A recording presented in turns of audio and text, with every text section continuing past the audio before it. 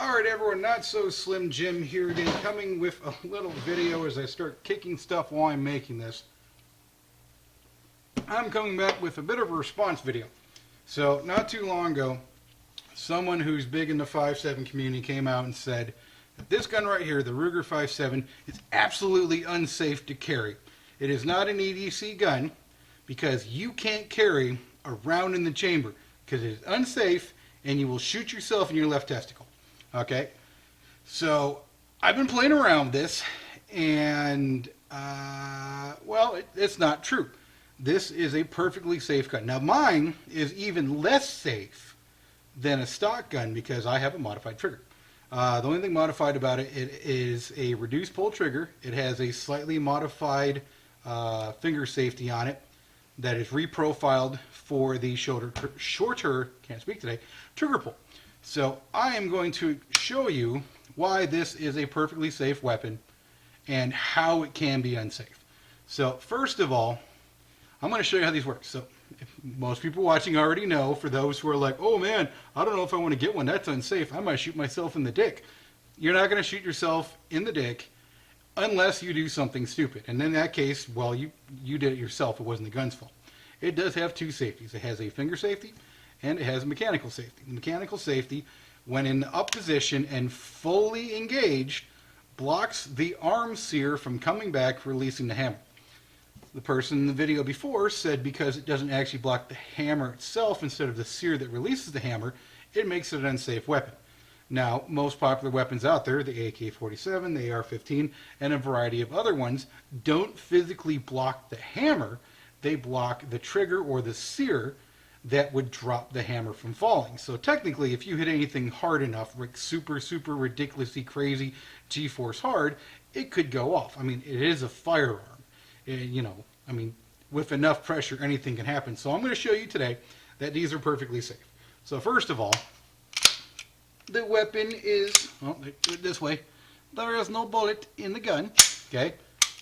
No boom. This is my house. I'm not putting a hole in my $250,000 house. Anyways, so I'm going to show you, first of all, trigger safety. Now remember, this is a modified trigger, so this one is technically less safe than yours.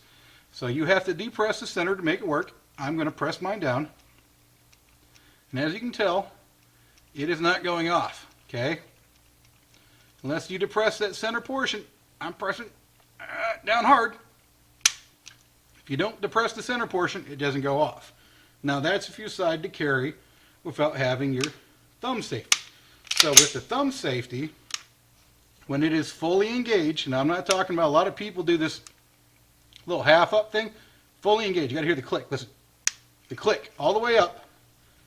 Now I'm gonna take out here, right, this guy. I'm gonna show you. I'm gonna pull it. Oh, and keep pulling. It is not going off. Okay. See, I'm holding.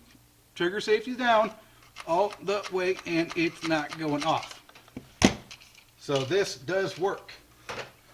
Now, if you do not engage the safety all the way, and this is only on mine, this is not the factory one, if you have the modified trigger and you pull it and you bang it hard enough, any of these triggers, because it is a polymer trigger, if you hit it hard enough, you can overcome that plastic stop here and make it go off. So if you don't press that safety up all the way and lock it in position, here, I'll show you what happens. Now this is only on mine. This is not on stock ones. This is because mine is reprofiled for the short pull. What can happen is if you do not, or you put enough pressure, I mean, I'm talking about you, I got big hands, I'm a mechanic and a welder, and I'm probably going to put about 35 pounds of force on this. Now watch this safety. This is what happens if you do not engage it till you hear the solid click. You do a little half. Watch this. That's what happens if you do not engage the safety all the way up. So if you buy this weapon, now like I said, this is because I have the reprofiled one. A stock trigger will not do that. A stock trigger, you will need a considerably more force to be able to do that than mine. Mine is only because, like I said, it's modified.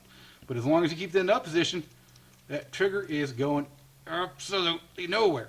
So yes, this is a absolutely safe weapon. Now, let's go ahead and do what I like to call the SIG test. Yeah, I got a hammer. With safety off, I'm going to hit it from all kinds of different positions, and let's see if this thing just randomly goes off.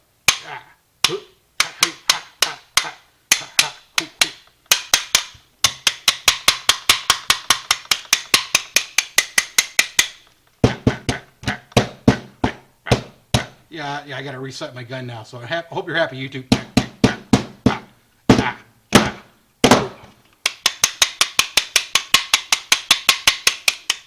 Try the soft side. Okay, so I sufficiently banged on the back of the gun. It did not go off. So if you just drop your gun, even with the mechanical safety in the off position, unless there's some kind of magic angle that we haven't found out for this weapon yet, it's not going to go off.